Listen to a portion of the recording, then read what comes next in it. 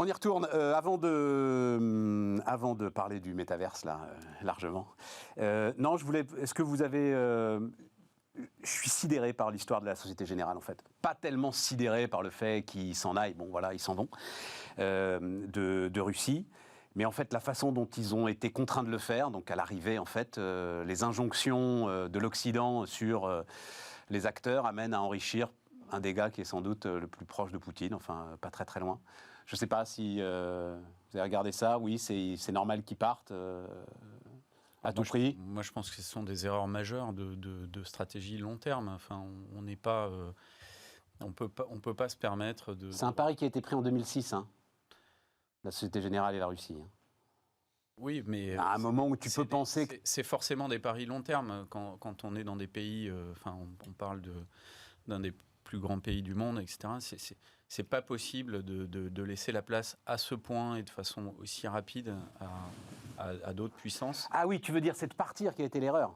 Ah oui, d'accord. Oui, je pense, oui. Mais je crois qu'ils n'ont pas le choix, non Mathieu ? Oui, je pense que c'est invivable en termes de pilotage du régime de sanctions. Donc c'est une décision raisonnable et raisonnée dans un contexte qui ne leur donne pas vraiment d'option. Moi, je crois surtout que c'est une leçon pour ce qui peut potentiellement se passer avec la Chine. Parce que la Russie, malgré tout, c'est un poids économique relativement limité. Réduit, ouais. Mais si demain, il y a une administration américaine qui redevient, par exemple, républicaine, et même avec les démocrates, il peut y avoir des régimes de sanctions qui tombent sur des... alors peut-être pas sur l'ensemble de l'économie chinoise, mais sur des verticaux, notamment dans le secteur des technologies, qui peuvent amener à, d'emblée, ne pas investir dans ces pays-là. Enfin, aujourd'hui, beaucoup de groupes anticipent le fait que la Chine va devenir un endroit très complexe à opérer pour les groupes non chinois. Et la Russie... Et que tu peux te faire nationaliser tes actifs du jour au lendemain. Ça, c'est pas nouveau pour le coup. Oui, mais là, ouais, ça s'accélère, quoi. Ça s'accélère. Et avec des ampleurs potentiellement nettement supérieures. Parce que malgré tout, même si alors on a un petit biais français, parce qu'il y a pas mal d'entreprises françaises qui sont très exposées sur la Russie, il n'y a pas beaucoup d'autres pays en fait, qui ont cette équivalence-là. Un peu l'Italie, on va dire, mais enfin, c'est quand même assez limité. Et donc, moi, je crois que c'est une répétition de ce qui va pouvoir se passer peut-être dans les 5 ou 10 ans qui viennent avec les actifs en Chine. Et je crois que c'est ça qui est quand même particulièrement préoccupant. Isabelle ?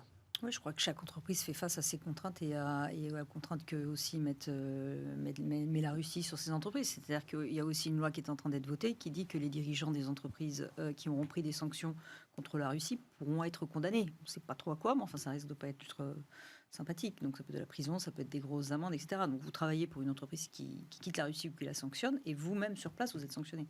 Et quand même, les entreprises ont des cadres russes de longue date, qui sont des gens qui appartiennent à leur entreprise et qui les apprécient et qui sont leurs cadres. Ils ne peuvent pas les laisser affronter seuls, je pense aussi. Ce qui serait intéressant quand même de regarder, c'est qui met ces contraintes ou ces sanctions potentielles. Parce qu'on se souvient des sanctions américaines auprès des sociétés européennes lorsqu'elles investissaient notamment en Iran ou dans les pays de la blacklist. Donc, qui établit cette blacklist ? Est-ce que l'Europe a un pouvoir vraiment politique de dire, nous, la blacklist européenne, elle fait foi, mais la blacklist qui vient d'ailleurs, pas forcément. Et donc, ou alors on propose des rétorsions à l'échelle. Mais je pense qu'il faut se défendre, parce qu'on va à la fin... Là, les sanctions, c'est l'Union européenne, Voilà, donc, là, pour le coup, la blacklist, vis-à-vis de la Russie, c'est nous qui l'avons faite, de A à Z. Il faut un peu réfléchir, quoi. Est-ce qu'on ne se plante pas des balles dans le pied parce que Mathieu l'a dit, la Russie, c'est un phénomène conjoncturel. Espérons que ça ne dure pas pendant encore des années, cette guerre-là. Ensuite, la Chine, c'est un régime autoritaire. L'Inde a des lois particulières et un marché gigantesque. Et on peut continuer comme ça. Il y a quand même la grande majorité, c'est Alexandre Adler dans son petit livre noir de prévision de la CIA qui disait quand même que le modèle dominant et qui progresse, c'est pas le modèle démocratique dans le monde. Et c'est ça, il faut juste ouvrir les yeux. Et donc si à chaque fois qu'on a un modèle autoritaire face à soi, on se dit on va plus pouvoir faire de business ou il faut faire attention, retirons-nous, on sait jamais, etc., d'autres vont prendre la place.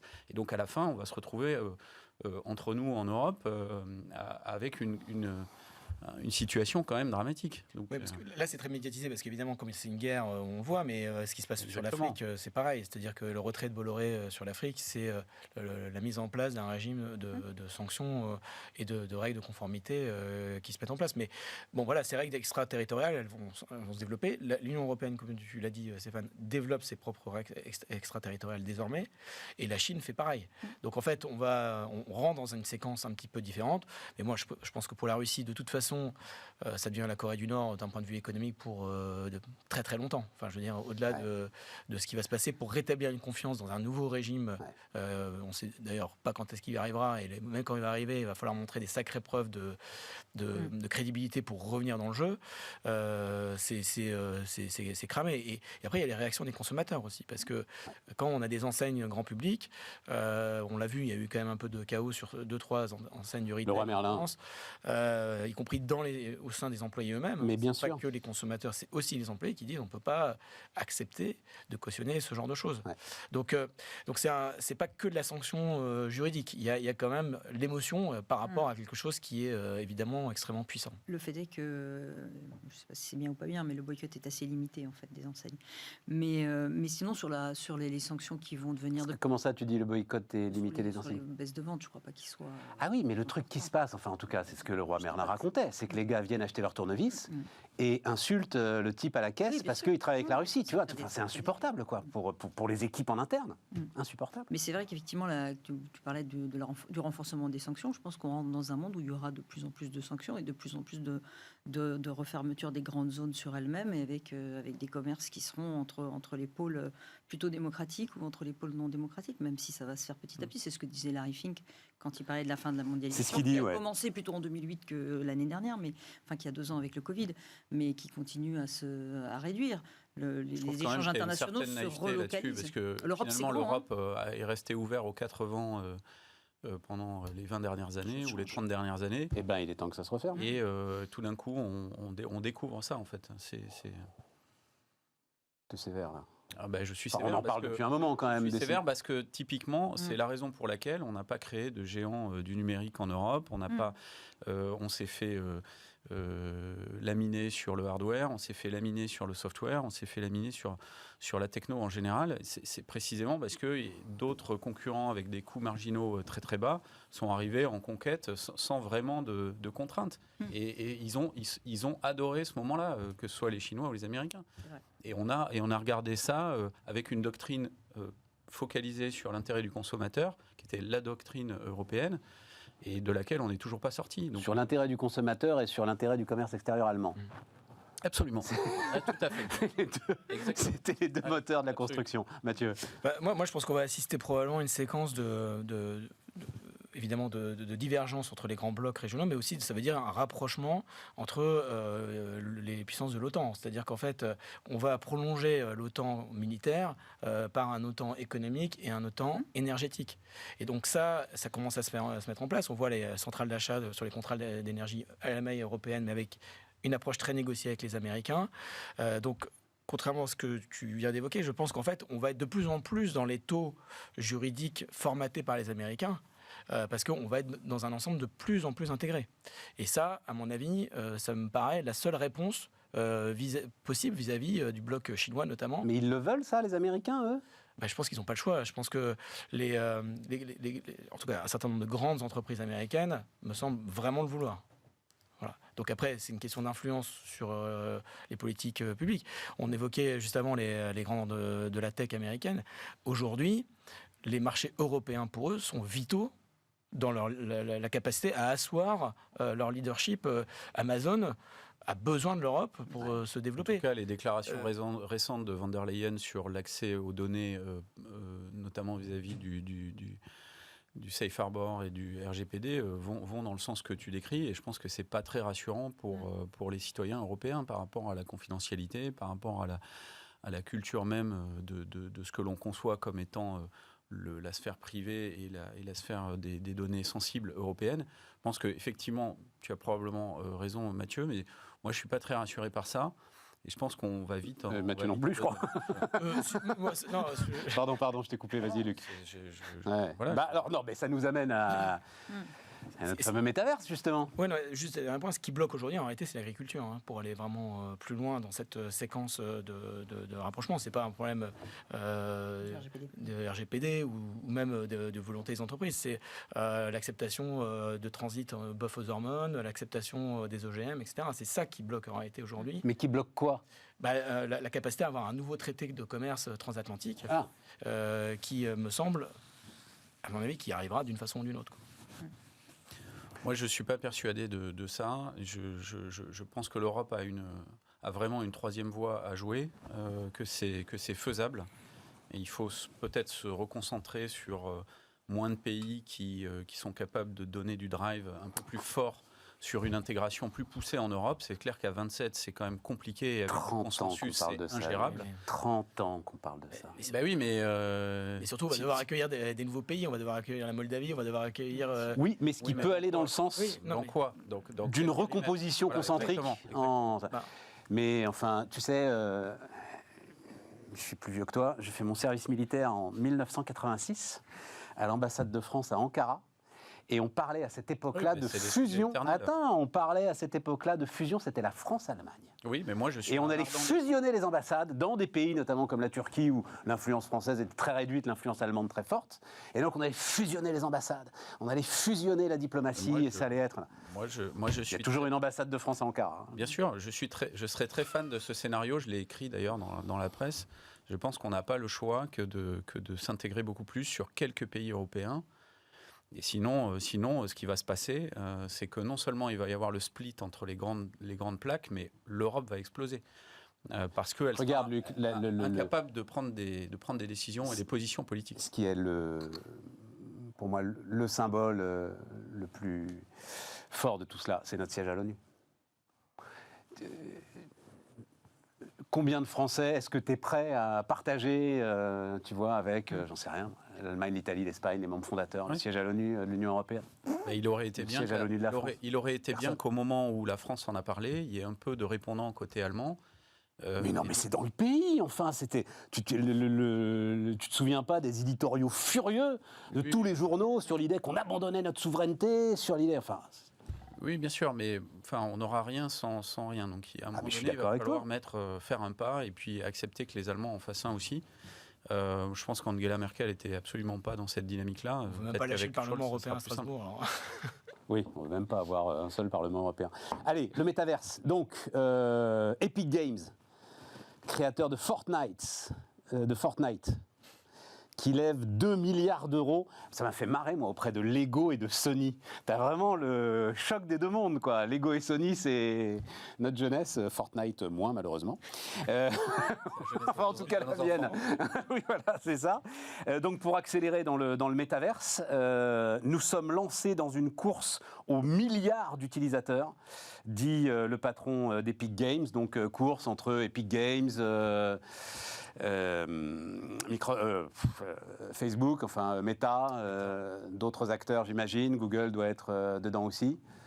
Luc, tu me racontes ce qui se passe? Qu'est-ce qui se passe? C'est les positions qui se prennent.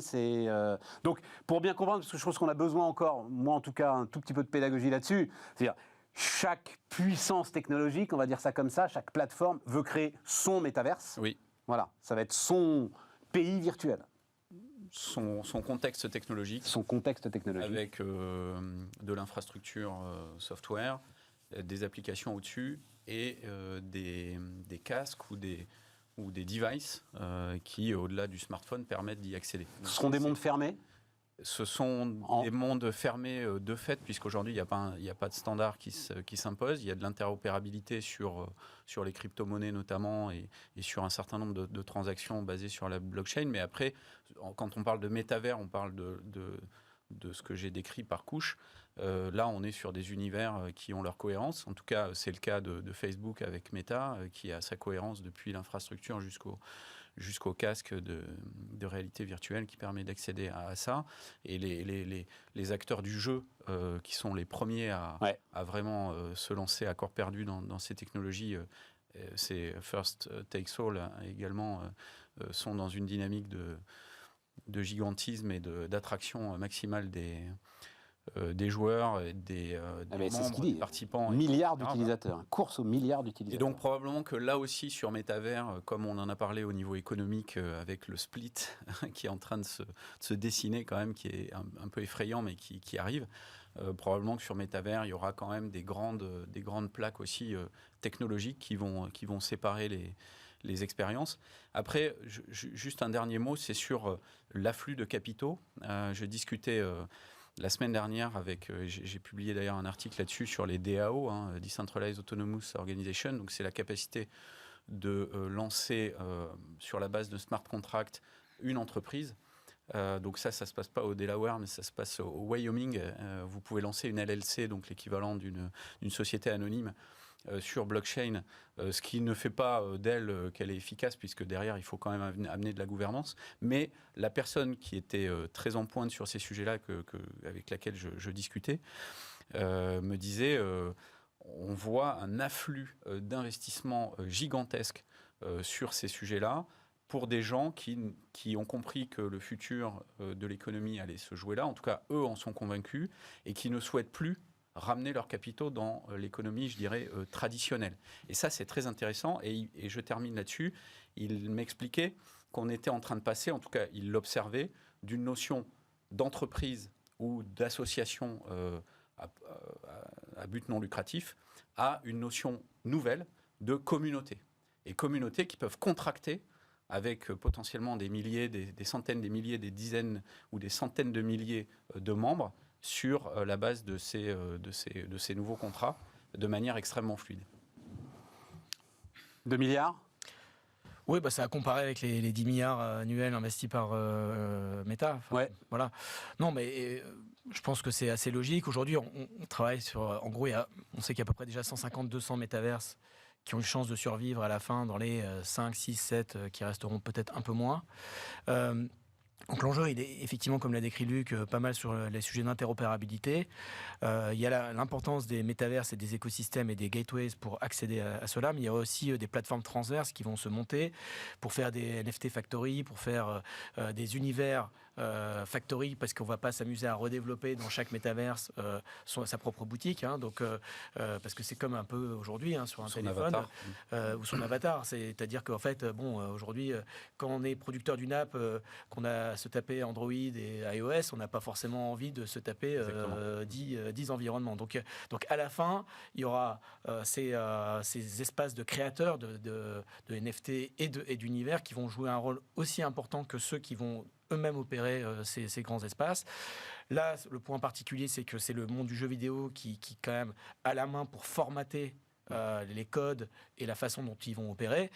Ça a comparé aussi ces 2 milliards avec les 70 milliards que Microsoft met sur l'acquisition de Activision pour être dans le game, pour le coup, dans ça. Donc effectivement... Activision, pour toi, c'est clair, c'est le métaverse. Oui, c'est ça la cible. L'agréger avec la communauté du travail, en plus. Ouais. C'est-à-dire qu'en fait, ils vont maîtriser plusieurs éléments de la chaîne. Office, Activision, Voilà. métaverse. Moi, ce qui est ça qui m'intéresse.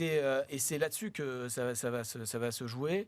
Je voudrais juste dire quand même que la France a une petite chance. Enfin, Ubisoft a annoncé aussi faire ça. Il y a évidemment Dassault Systèmes qui est quand même assez puissant sur les jumeaux numériques. Donc voilà. Sandbox, c'est quand même des fondateurs français. Donc, je savais pas. oui, alors il faudrait les inviter, mais ils se déclarent pas français, mais ils sont des Français. Ah, d'accord. Voilà, mais donc il y a quand même une vraie capacité ici. Et moi, je crois que le plus important pour nous, c'est surtout avoir des écosystèmes de formation et de préparation des personnes à venir créer ces espaces-là. Voilà, il faut transformer, il faut multiplier les écoles 42, les gobelins, etc., du monde du méta, pour être dans le jeu et avoir les talents pour pouvoir fournir les pioches et les pelles pour construire ce monde.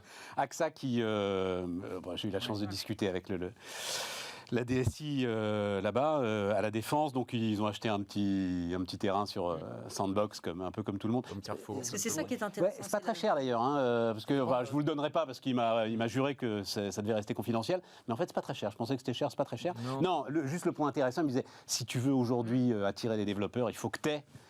Les mecs ne veulent bosser que là-dedans. Voilà, ça va dans ton sens. C'est ça qui est intéressant, c'est ce que vont en faire les entreprises. Je pense Ouais. qu'on parle beaucoup dans les journaux, dans les médias de ce qu'en fait le grand public. et d'acheter des baskets super chères pour les porter dans le métavers. Je pense que ce qui est intéressant, c'est ce que vont en faire les entreprises. Ouais. Tu as tout un tas d'activités comme des réunions de tes groupes internationaux qui peuvent se tenir dans le métavers. Tu peux organiser des salons quand tu vends des produits assez pondéreux, assez gros comme des bateaux ou des voitures. Au lieu de les déplacer, tu peux les vendre dans le métavers. Donc tu auras aussi un enjeu de formation des commerciaux ça sera un outil commercial avant d'être, enfin, au-delà d'être un outil marketing, ça sera un outil commercial pour la vente. Et je pense que là, on a... Donc t'es dedans toi aussi, là, Isabelle Je sais bien que je suis très tech. Nous, on a un bureau Moi, je suis à la rue. on a un bureau dans Altspace. Nous. Et T'as un bureau dans Altspace, Altspace, qui est une autre plateforme... Microsoft. Ouais, d'accord. Et en fait, alors là, Parce qu'il y a tout un tas de gens qui n'ont jamais qui n'ont jamais joué aux jeux vidéo, dans nos générations aussi, ou qui n'ont jamais utilisé le casque, tu vois, le device, qui est quand même un petit peu complexe. J'en fais partie. Si tu dois l'utiliser dans ton travail, tu seras formé, tu auras une formation, et là, tu pourras après projeter les utilisations personnelles. Mais dans Altspace, Tant que tu l'as pas utilisé une première fois, c'est assez dur. Il y a un espèce de petit pas à l'entrée. C'est pas très compliqué, il faut pas non plus être... Enfin, il y a des gens qui savent toujours pas se servir d'un smartphone. Hein. En tout cas, une des Donc, bonnes... Attends, Mathieu, je voudrais que tu... Oui, non, en fait, parce que tu évoquais combien AXA a investi, etc. Mais il y a des métaverses où on achète, d'autres où on ne fait que louer, en fait. Voilà. Et à date, par exemple, que ce soit dans Horizon ou Altspace, c'est 0. Hein, c'est gratuit. C'est gratuit. Oui, c'est d'accord. Conception alors, c'est juste qu'après, tu as une limitation de l'espace. C'est-à-dire que si tu veux faire une boutique où tu veux avoir 100 000 personnes qui viennent dedans, ça, c'est pas possible. Mais par contre, tu peux avoir des espaces où tu peux accueillir 20, 30, 40 personnes en même temps. Dans l'espace. Donc, ça, c'est. Donc là, c'est un peu la conquête de l'Ouest. Un peu. Voilà. Et puis les barbelés arriveront. Les barbelés dans la prairie. Ça s'appelle les oligopoles. On est...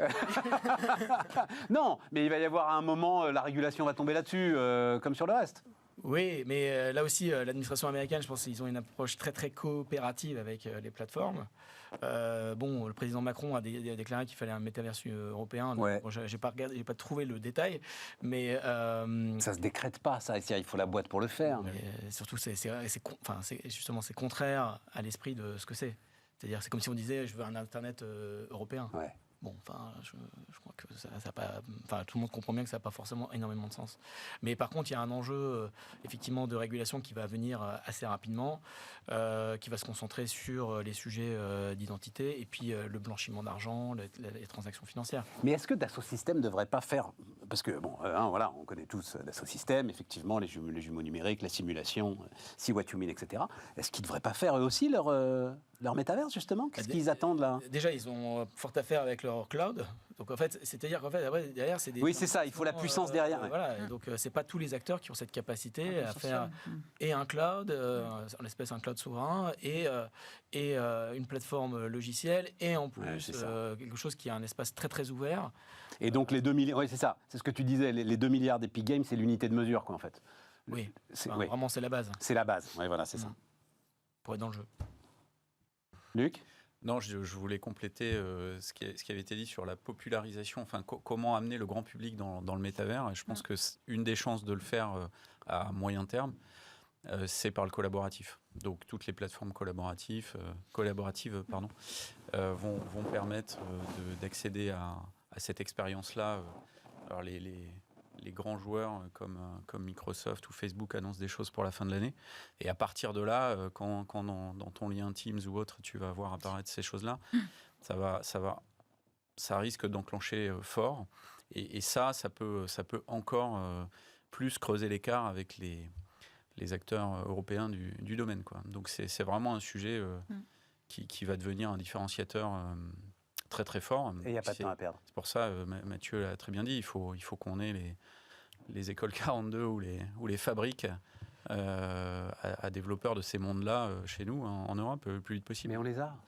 Le paradoxe, Mathieu, c'est qu'on les a. Je veux dire, France On a Num les briques, il faut les réunir. Des masses de formations vides, mais elles sont là, elles sont disponibles, le pognon est disponible. Enfin, ça, c'est un truc... Oui, après il faut des formateurs, enfin il y a quand même oui, mais créer. Mais c'est les talents d'abord, les capitaux après. Enfin je veux dire en fait, on sait très bien que si on a des écosystèmes qui tournent, on aura les capitaux qui viendront. Il reste 5 minutes, j'allais quand même pas.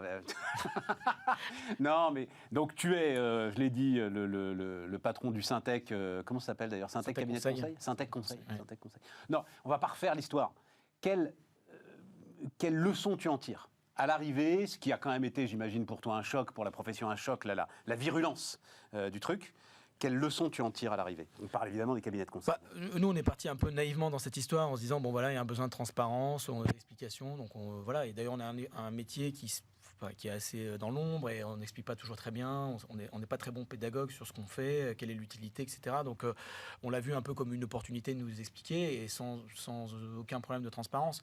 Après, on s'est retrouvé au milieu d'une polémique politicienne avec quand même une institution officielle, donc le Sénat, qui a introduit des biais dans son approche. C'est-à-dire en nous interdisant par exemple de donner des éléments contractuels qu'on avait sur certains acteurs de la puissance publique, en l'espèce les collectivités territoriales, alors qu'ils nous demandaient le détail du détail de n'importe quelle entreprise qui avait l'État au capital. Quand même. Donc là, on a réussi à réduire le scope de l'investigation. Et quand tu dis interdire, c'est interdire. Oui, c'est-à-dire qu'on a été plusieurs à demander pour pouvoir donner les contrats, en tout cas les éléments contractuels avec les collectivités territoriales. Ils nous ont dit non, c'est interdit. Et moi, quand j'étais auditionné, on m'a interdit d'en parler. Voilà. Ça s'appelle une démocratie, selon Gérard Larcher. Donc, en fait, voilà, on s'est retrouvé là-dedans. Bon, il y a eu des éléments autour qui plaident pas en notre faveur non plus. Hein. Donc, on a fait un acte de transparence, mais avec une difficulté de se retrouver au plein milieu d'une polémique politicienne et instrumentalisé dans une campagne électorale. Oui, c'est ça. Parce que ce que tu dis là, encore une fois, mais ce que tu dis là laisse entendre que dès le départ, il y a la volonté de monter une manip. Ça ne vient pas de nulle part, ça fait un certain temps que c'est traité. Moi, mon analyse, c'est que tout est parti des Macron Leaks. C'est-à-dire qu'en fait, quand... D'il y a 5 ans, là? Oui. C'est-à-dire qu'en fait, dans la séquence électorale d'il y a 5 ans, quand il y a eu les fuites de données, Ouais. on s'est aperçu qu'il y avait des consultants qui travaillaient de façon volontaire et pro bono pour... la campagne Macron. La campagne Macron, comme certains le font dans le domaine de la communication, etc. Enfin, ça existe, voilà.